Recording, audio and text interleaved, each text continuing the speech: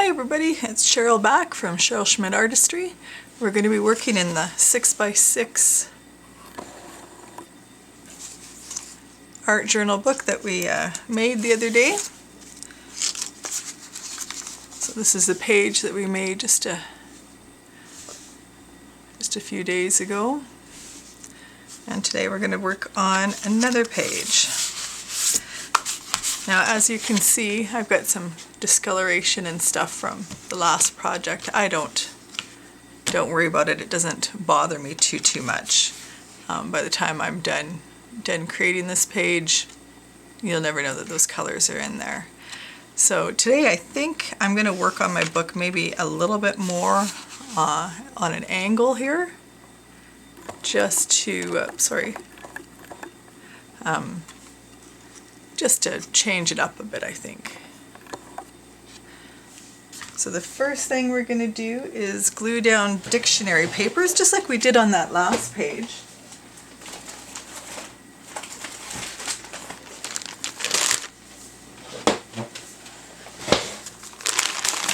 And I always have bags and bags of papers ready to be used. And again, we're just going to rip them into random sizes and pieces. Hey, sorry about that. I had somebody just walk into the studio during these days of the pandemic. We're still working from home. So anyways, I ripped up some papers and I've got those all ready to go. We're going to be working with regular matte gel medium. I like the Golden brand. And you can use anything you want to glue your papers down. You can use a glue stick, you can use, a liquid glue. It really doesn't matter what you use. Just make sure everything gets adhered. I don't really pay a whole lot of attention either to which way the writing is going, so don't get too caught up in that yourself. If the writing ends up being upside down, not that big of a deal.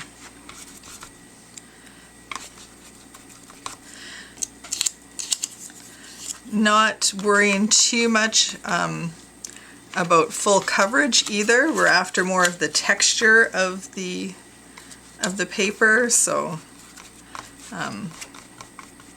it doesn't matter if they overlap, don't overlap.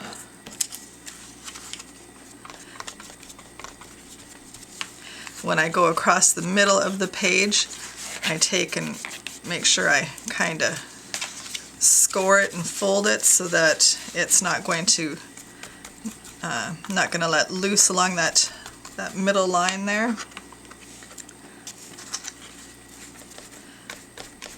I like using matte medium for this, for gluing down papers, as it tends to dry quite quickly.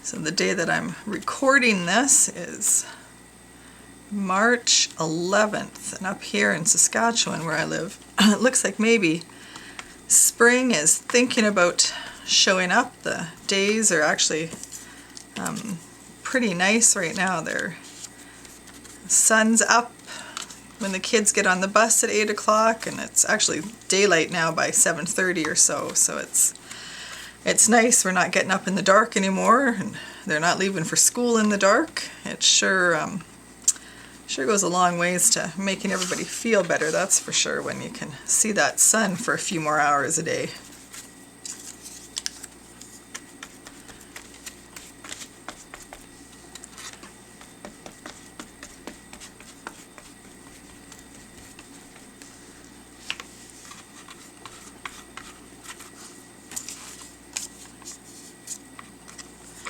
Alright, I think we're just about just about done with the papers.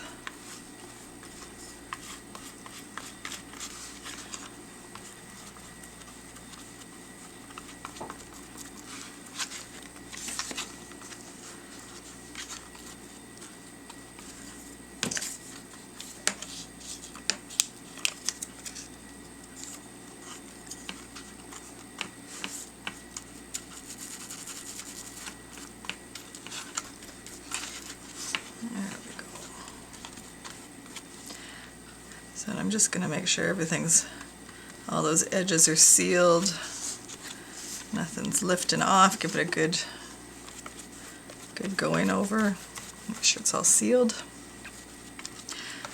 Okay, I'm going to go dry this and I will... Alright, I'm back. I dried that with my blow dryer, and you want to give it a chance to cool down for a second or two after you blow dry, just so that that glue can have a chance to just settle. I'm just going to cut those little overhangs off. Alright, so that's what we have going on now. And I just took and put a bulldog clamp on the book just to hold those other pages down so that I'm not fighting with it. So now we're going to come in with some gesso.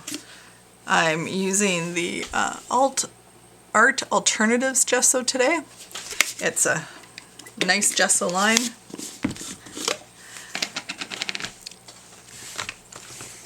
And the reason why I use gesso is I like to prime everything, so I'm just going to put a little splooch of gesso down on my splat mat there, you can see. And I think I'm going to just water that down just a little bit.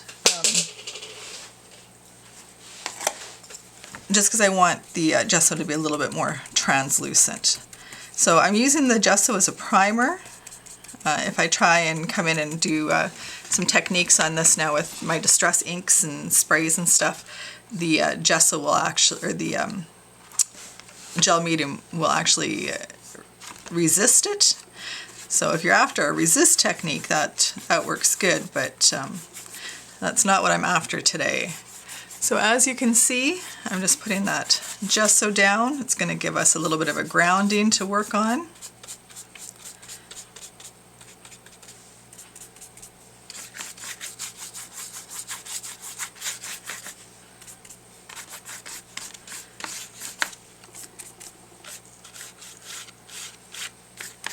Just a little bit more here.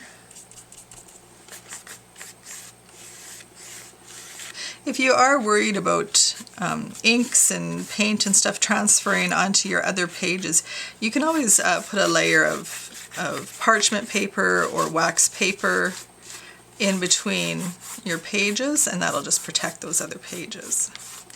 There we go. So I've got a layer of gesso down. So I'm going to blow dry that and I will be right back. Alright, so you blow dry that, let it cool for a moment. If it feels dry to the touch, then it's dry, and as you can see, you can still see the words and stuff through the gesso, but they're just kind of softened and pushed back by that layer of white gesso on there.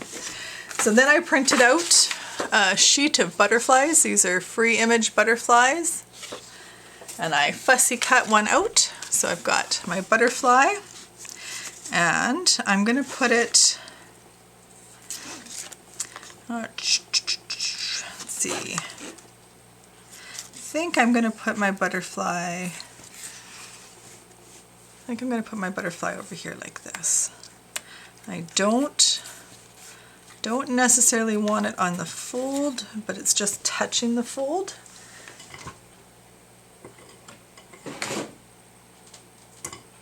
So I'm going to use my gel medium here again. I'm going to put in a layer of gel medium.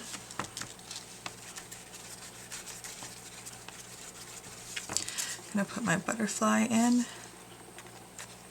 And I just printed this out on just copy paper from my printer. Nothing special. Now, when I say nothing special, I do use a heavier heavier paper in my printer. Most people use a 20-pound paper in their printers. I like to use anywhere from 24 to 32 pound. This is a 32 pound piece of paper. I find it just stands up to the wear and tear of the mixed media and some of the other things that I like to do with my images. So just like before, you want to make sure everything's got a layer of glue underneath, and then I come in and I put a layer of glue over top. So that's nicely sealed.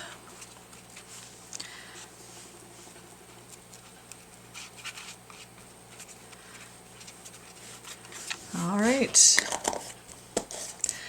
lid on that, put that out of the way. I brush in some water. So there you go, you can see I've got that adhered down now. And then I'm going to use some molding paste. This is from Golden. And I've got some stencil here that I'm going to use. And I've got a palette knife. So molding paste is quite thick. It's thick, it'll hold its shape. It's great for putting through stencils. So all I did is I used my die cut machine and cut a stencil out that's got hearts all through it. And I'm going to come in with my molding paste. And I'm actually going to go right over top of my butterfly image on the wing there, pull that up.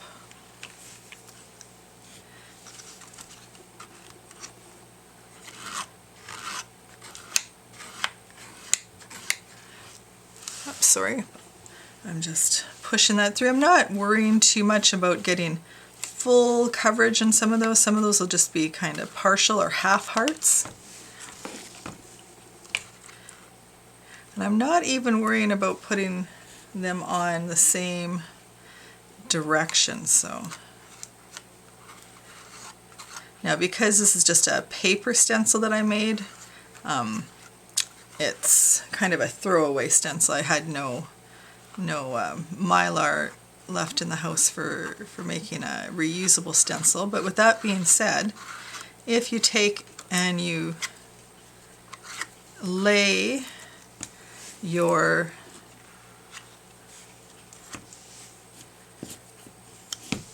paper stencil, so if you take and you make sure you've cleaned it off really well, you can lay that paper stencil aside and it will dry and cure and you can reuse it again. Alright, so that's all dry now. Not sure if you can see, yeah, there you go, you can see those, the texture of the hearts up in here. They're raised, you can feel them when you run your fingers over it. Now, because we did use the gel medium again to paint the butterfly in, I'm just going to take a little bit more gesso and I'm going to come in and just kind of come in around the butterfly just to make sure that when I don't want to go over the butterfly with the gesso because I want the butterfly to be able to resist anything, any of the sprays and stuff. But I want the area around the butterfly to still be able to take the inks. I'm also going to take this time to go over roughly the molding paste, give it a layer of gesso, real gentle over the ones that are sitting on top of the butterfly.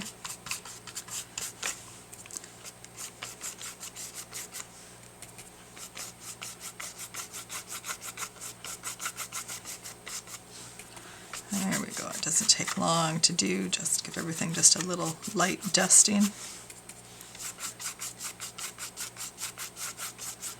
Perfect. Sorry, I keep going off frame. There we go. So everything's just got a light dusting.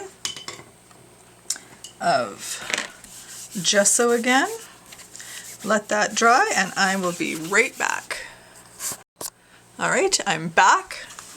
I've got everything dried again. So now what I'm going to do is I'm going to use some distress stains, spray stains. I've got picked raspberry, walnut stain, broken china, and wild honey. And what I want to do is I want to create like a little watercolor palette. So all I'm going to do is put one spritz of each of those colors into the bowls.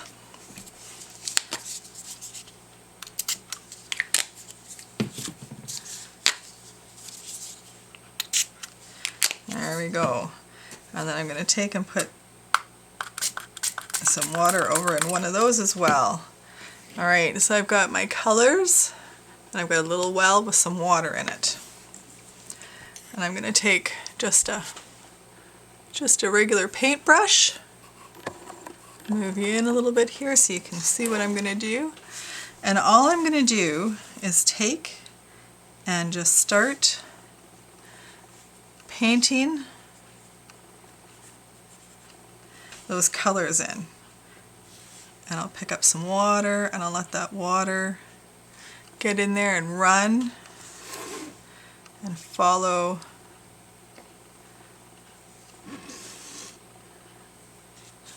things, let that water drip. Now I don't necessarily want big puddles of anything, so then I'll use a rag or a paper towel to pick those up.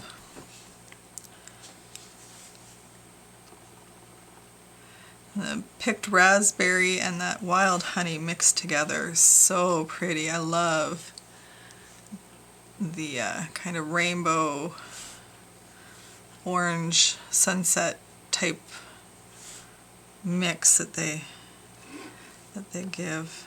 They're both such vibrant colors, but they mix and give just this beautiful, beautiful.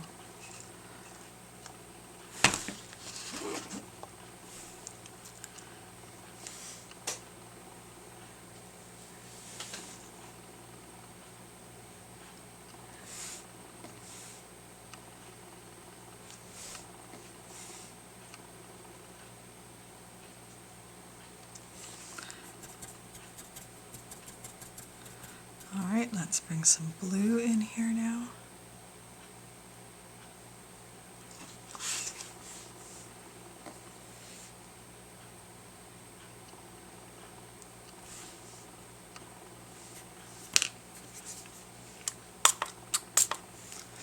There we go.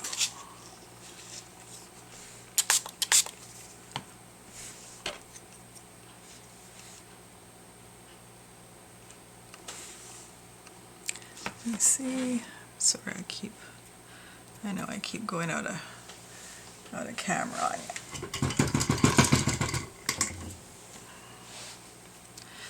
Alright, let's see here.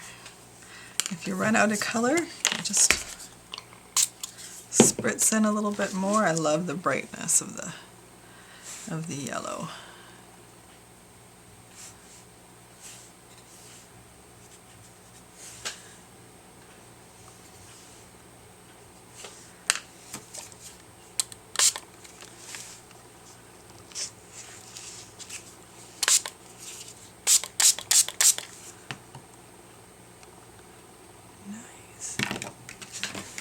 Sorry.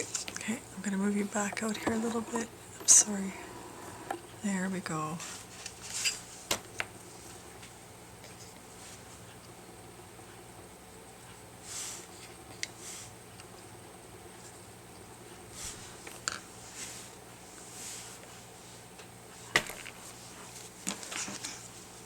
So I'm going to pick up some of those colors that are pooling. And because we've got the gel medium on the butterfly, we can just pull that right up and off.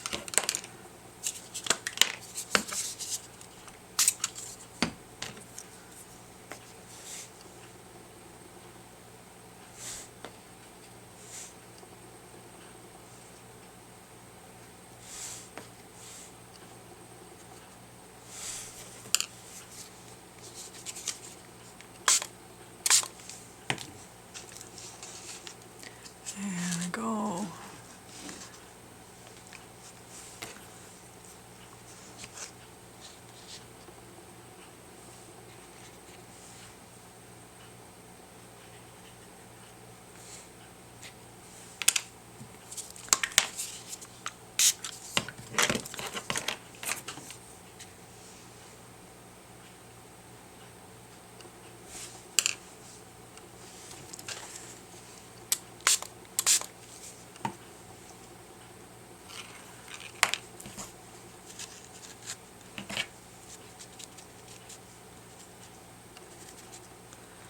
There. So I'm going to let that dry for a minute.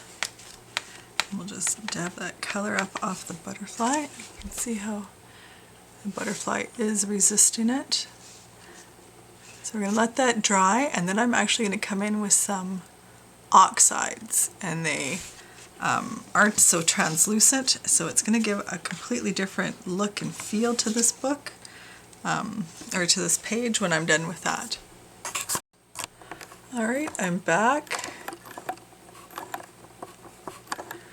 It's dry, and as you can see, the colors are quite vibrant. I like them, but I just want to tone them just ever so slightly. So I've got iced spruce oxide spray. And what I'm going to do is I'm going to give this just a misting.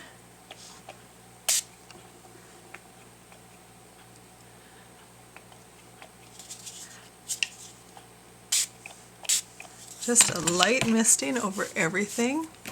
And as you can see, it just pushes that color down, just mutes it ever so slightly. And then I'm going to come in with some of that walnut stain. And I'm going to just drip that in there with a little bit of water and let it run and do its thing. If you want to direct it a little bit more, you can use a straw or some canned air. I actually pick up these little, they're for like infants to remove mucus from their noses, but it blows air quite nicely, and so then I'll come in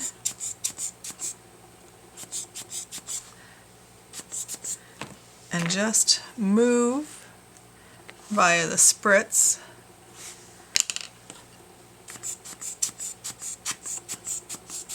and just manipulate how and where I want that to go. So you can see I've got a little puddle there, and then I'm just going to come in and just blow that.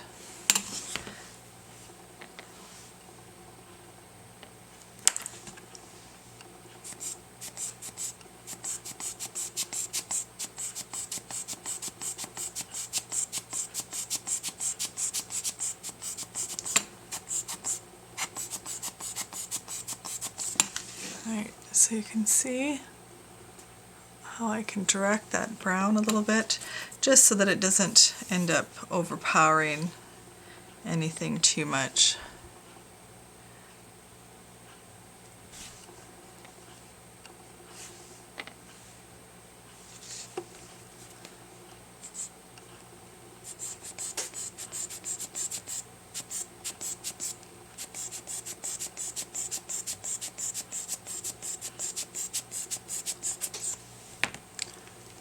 There we go. Yeah, I think I am starting to get very, very happy with that.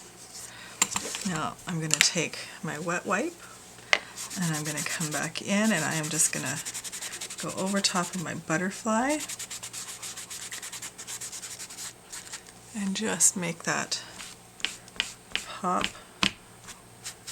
up a little bit more. So you can see I've just removed the color from that butterfly, and I think I am very happy for the most part with how things are looking. I'm just putting a little bit more of the brown in along this edge here.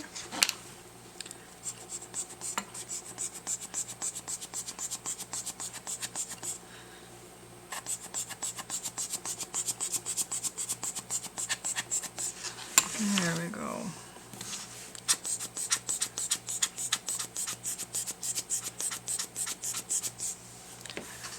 Perfect. Yeah, I like that. So I'm just going to let that dry for a minute, and then I think we might be ready to come in with our quote. Actually, you know what? I think I'm going to come in with my watercolor crayon here. I'm just going to wet that down, just scribble, and then I'm just going to spritz that.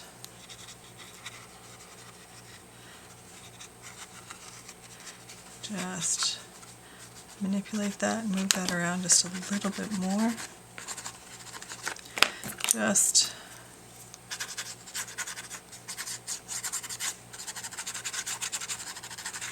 there we go.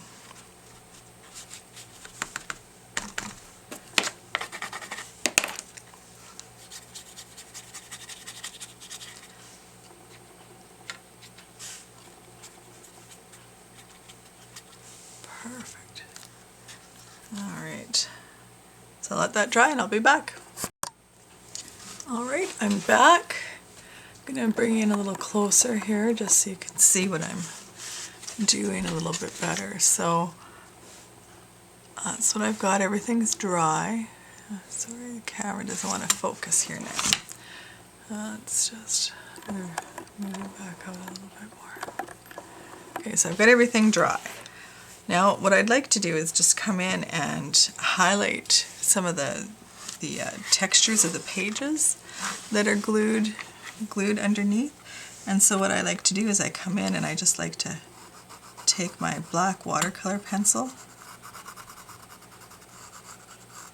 and I kind of underline and go over those and just rub that out with my finger.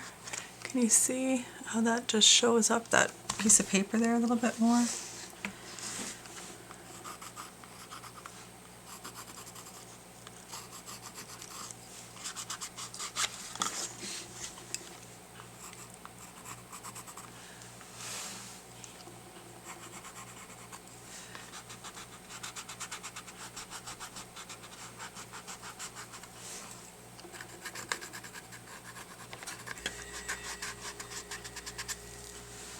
Alright, see, I don't necessarily do every single piece, but I do a few just to showcase that those papers are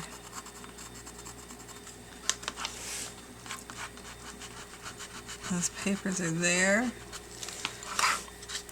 And I blend that out with my finger ever so slightly.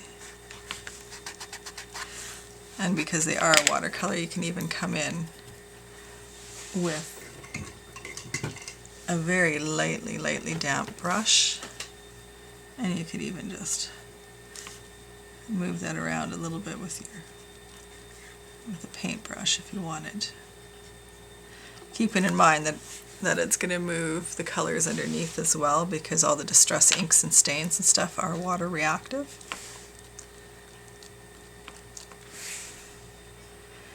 And then we're going to come in, and I always like to do a little bit of splattering. I'm trying to decide if I want to stamp at all on here or not, and I think maybe I might. So I'm going to go grab a stamp and I'll be right back. Alright, I'm back. I'm using my Impression Obsession stamp. I'm just a sucker for this stamp. I love the script. I'm just going to use my archival ink, and all I do is just ink up a corner. I'm not too worried about getting it exact, and I'm just going to come in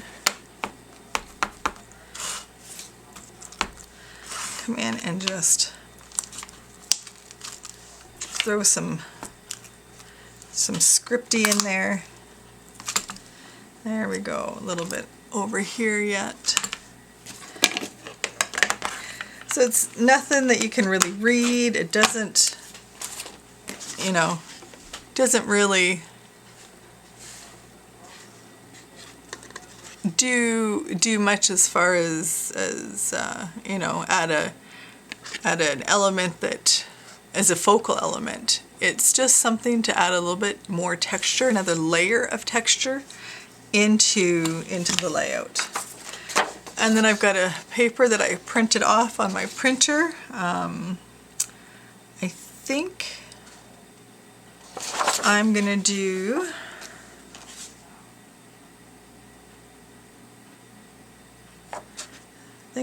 every day is a fresh start.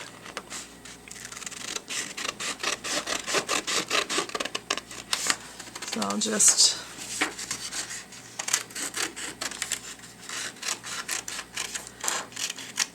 so I've just cut that out of my paper.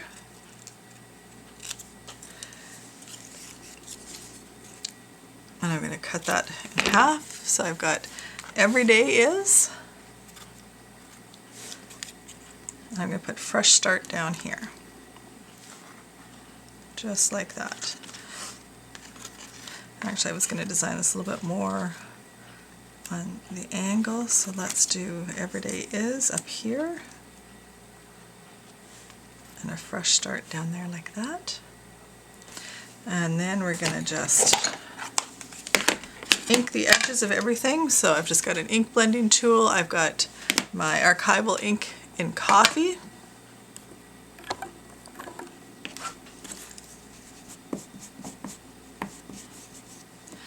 And I'm going to come in and just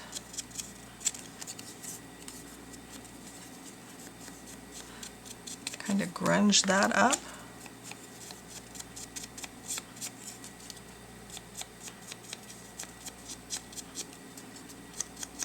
And the other thing I'm going to do is come in and run that along the edges of my book.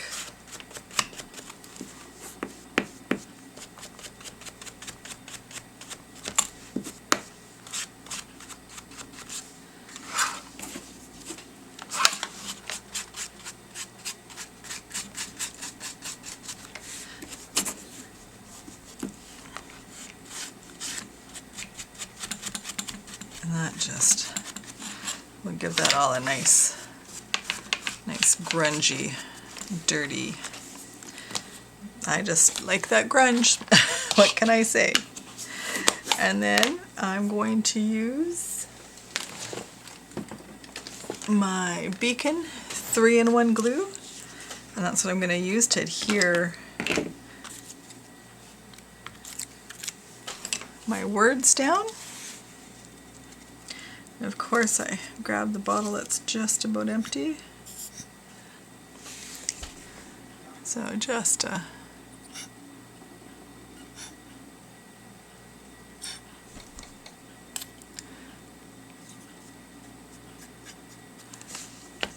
give that a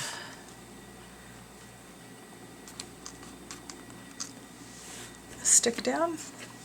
And the downside to these bottles when they're almost empty is that they just seem to spit too much glue out.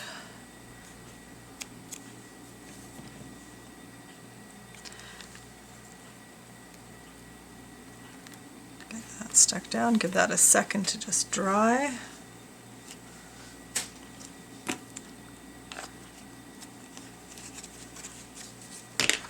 All right. That glue a chance to grab. If any glue got out, I'll just move it. Okay, and then I'm going to take a charcoal pencil. Oh, that needs sharpening, sorry. I'll just sharpen this quick.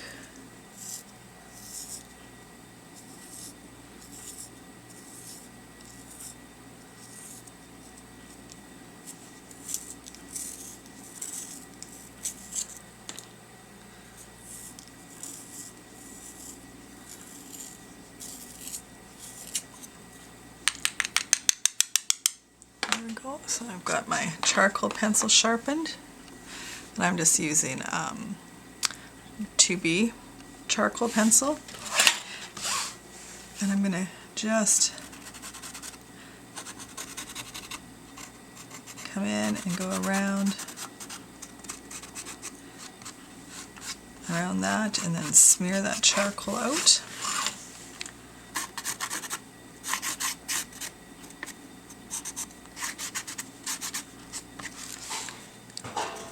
And come around the butterfly as well and just give it just that nice kind of scribbly edge. It's just going to help define that butterfly just a little bit more.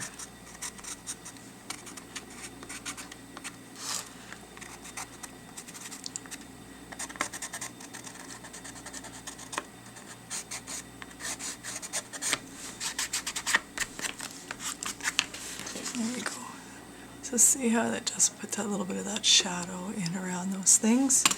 And then no page of mine is complete without some black splatter. So I'm just going to use my Demco black gesso, pick up just a tiny little bit on my paintbrush,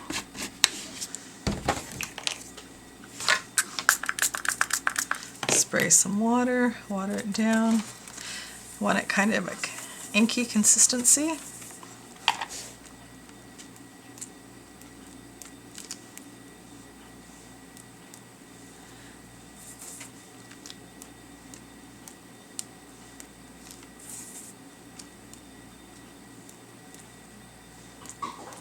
And I don't even mind getting a little bit of the splatter on my butterfly.